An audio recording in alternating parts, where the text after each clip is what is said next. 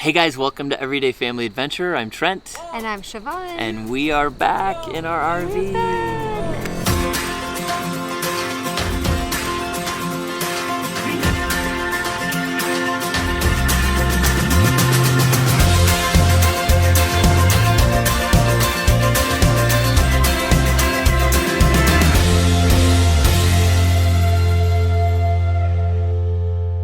We finished our missions trip to the Philippines. We were in Orlando for a little while. And Hawaii.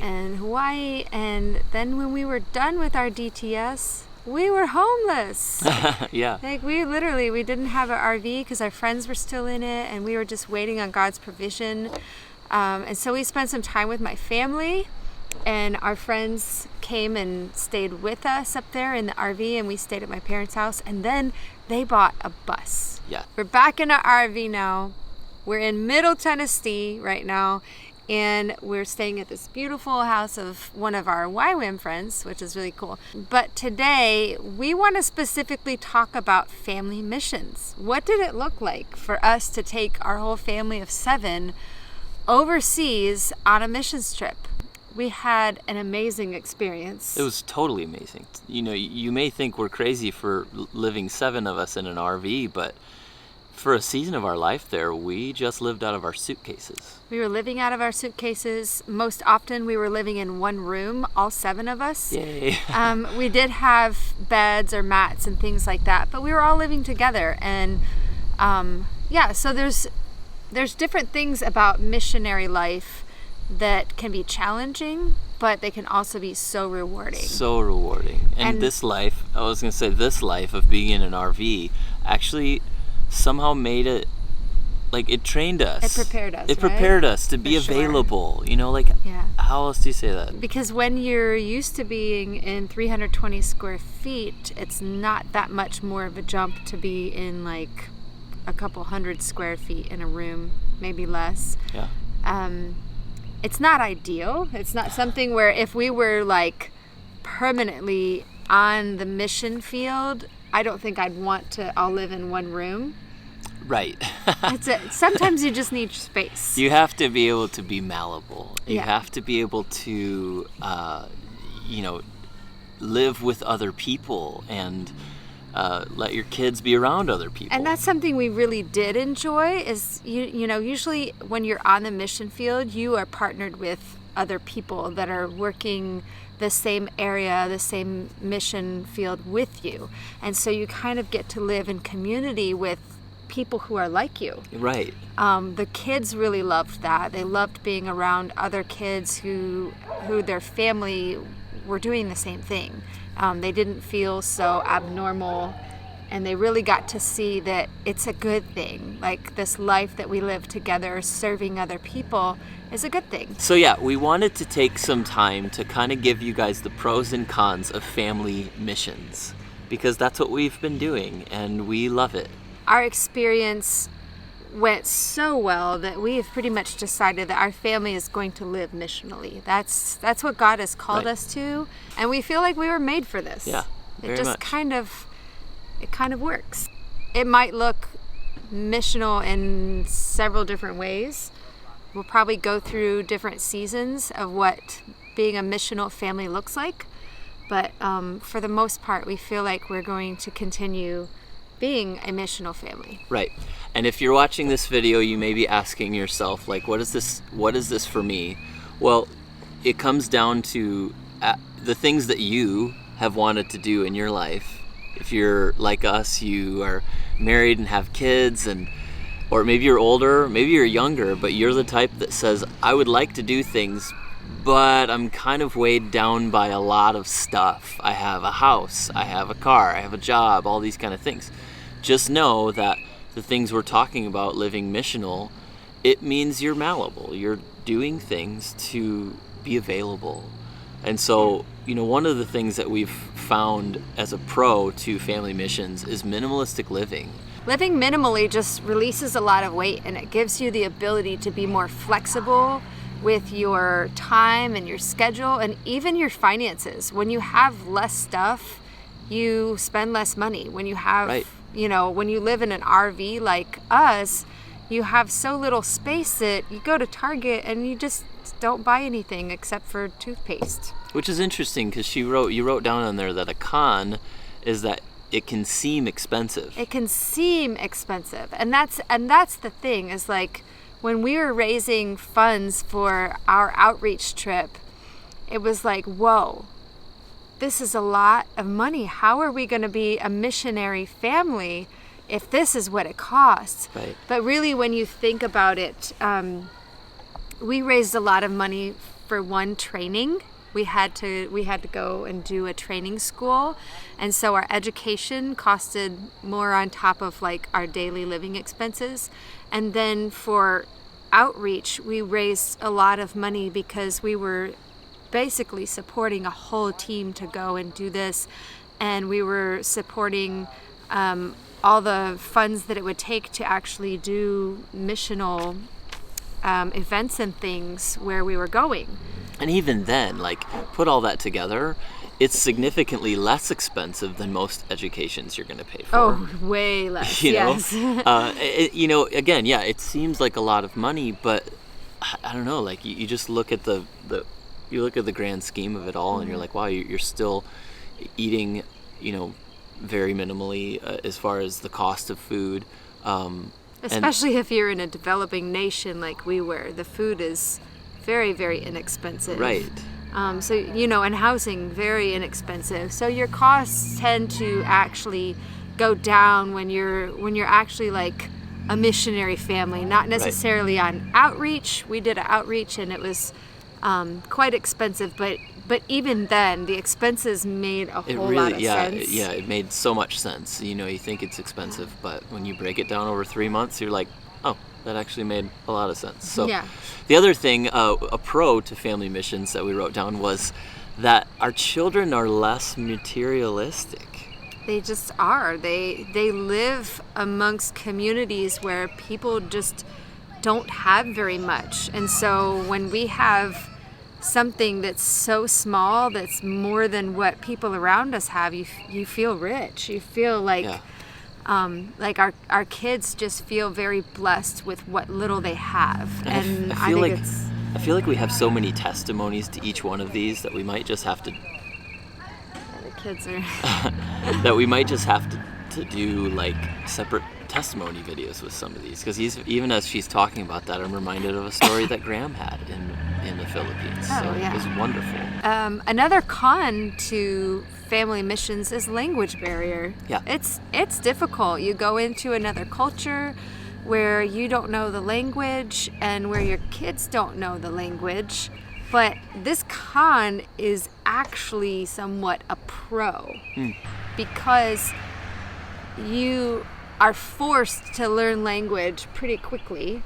Right. And you're learning the language in its native setting. Especially for children, they pick up language so quickly, especially when they're like surrounded by native speakers. Well, and that's what makes family missions almost better, because it's so easy for a child to pick up a ball and play with another child that doesn't even speak their language, and all of a sudden you have like this wonderful community this ability to have connection with people from another nation, another language, and it's just awesome to see. Yeah. It's amazing how children can communicate with one another, whether they speak each other's language or not. Right. How about this one? A pro to family missions is bigger worldview. Definitely. So our children have, most of you know, they've been homeschooled for their whole life, basically. And there's just something that happens, even in our family missions around our own country.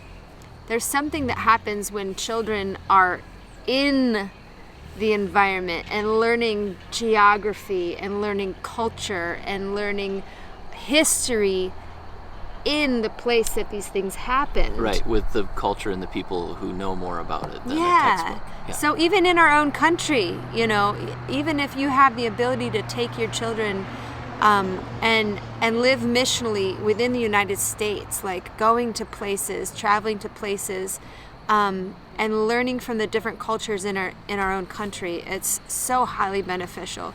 But then you take them internationally and overseas, and their world just like expands even bigger. Their world also gets smaller. They're like, let's go here. Let's go here.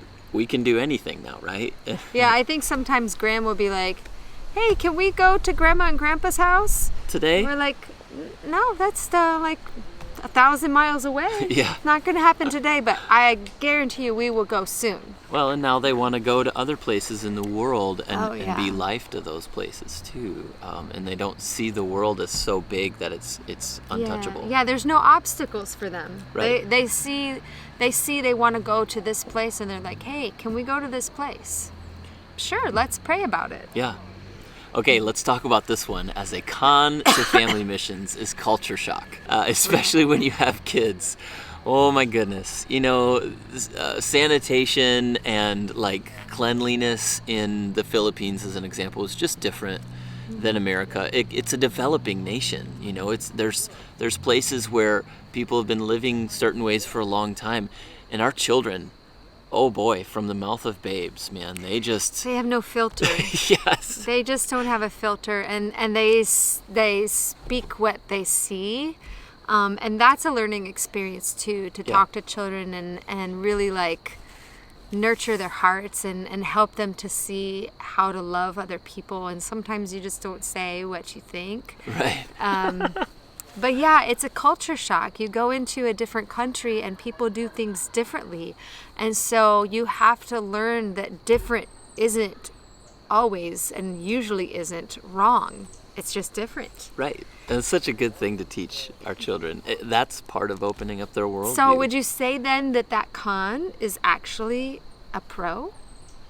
I don't know. Yeah, we seem to be we tend to be optimistic with Maybe we don't have enough culture shock in our own country because we're all just kind of one culture. Maybe we should start going into areas of our neighborhoods, our states, where the culture is a little bit different than ours, because I think there's something good that happens when you experience culture shock. Yeah. You get to overcome and get to know people who are different than you, right. And you get to really like come to love the differences. Well, and Siobhán and I have done these things before, so it's not as hard hitting as it is for others.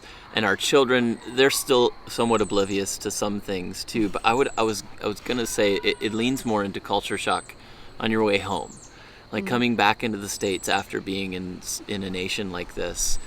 It can mess with you when you realize how wealthy most of the people in this nation are. Even the most poverty-stricken people in America tend to have it pretty good in comparison. And so that, I think, is almost a bigger culture shock, especially those of the people who are on our teams in their young 20s.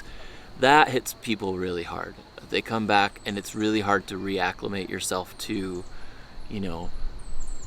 the culture of America, I think. So that's a real thing with culture shock. And here's another pro that we've found, and this is that it's life-giving. People may ask, why do you have to go to another nation to serve or to be missional? Can't you just be missional down the street? Well, of course you can.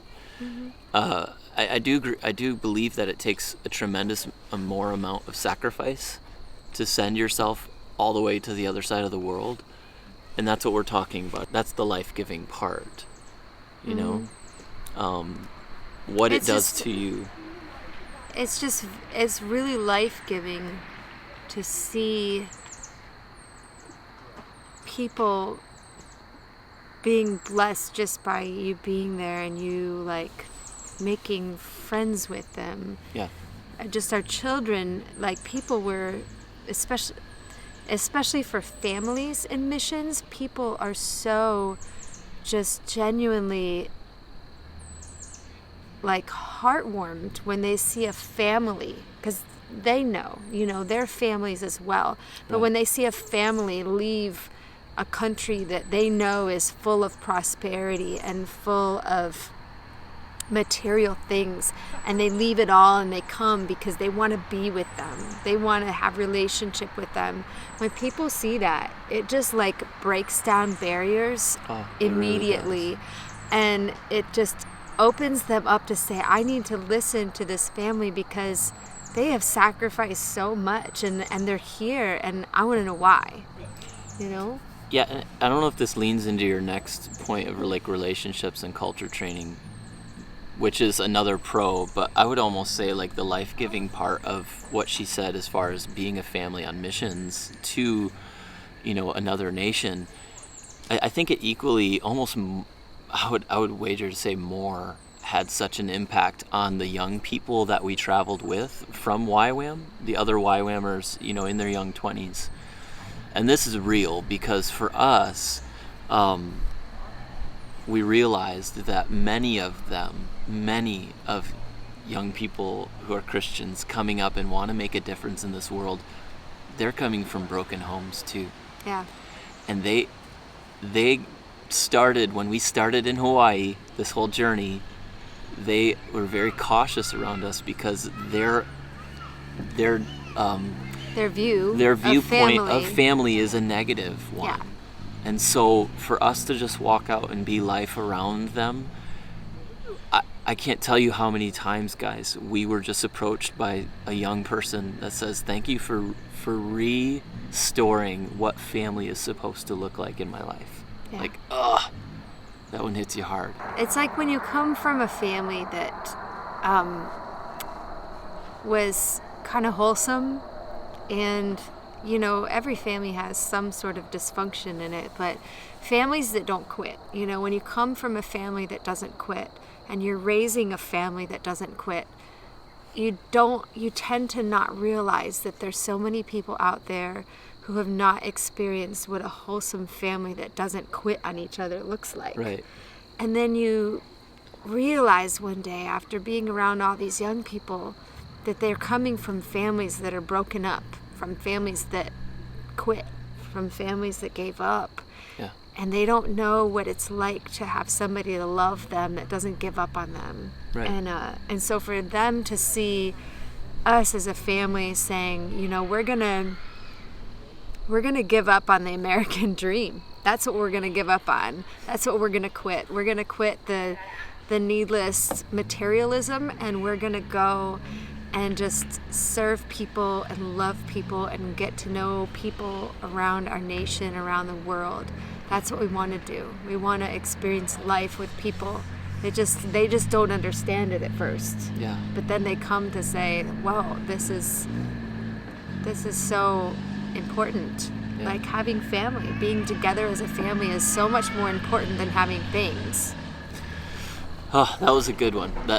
I would feel like that's honestly the whole reason why we did this video, to talk about things like that.